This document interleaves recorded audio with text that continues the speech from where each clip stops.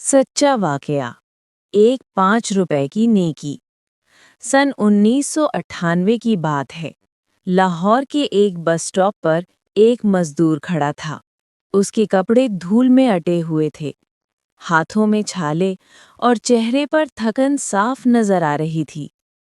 उसके हाथ में सिर्फ 5 रुपए बचे थे और उसे घर जाकर अपने बच्चों के लिए रोटी लानी थी। इसी दौरान एक स्कूल की बच्ची वहां रो रही थी।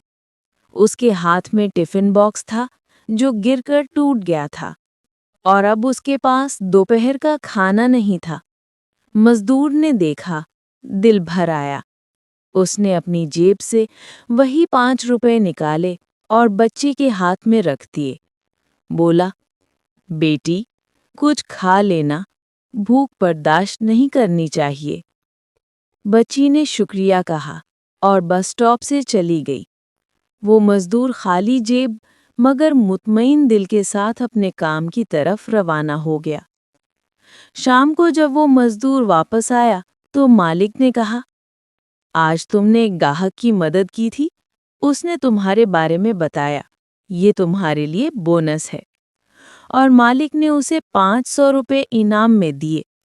मजदूर की आंखों से आंसू निकल आए। वो समझ गया कि अल्लाह कभी किसी नेकी को ज़ाया नहीं जाने देता। नेकी छोटी नहीं होती, नीयत बड़ी होती है।